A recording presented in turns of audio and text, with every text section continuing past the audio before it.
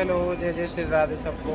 तो भाई हमारी फ़्लाइट लेट हो गई थी 2 घंटे, और हम लोग वेब चेकिंग नहीं करा पाए।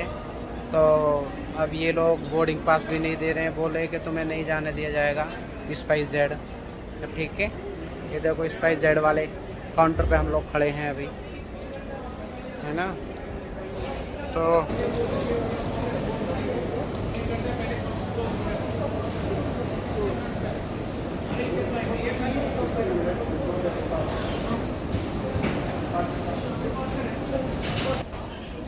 तो भाई कृपया करके स्पाइस जेड की फ़्लाइट कोई ना ले टिकट, ठीक है। ये सब चोर हैं यहाँ पे, ठीक है।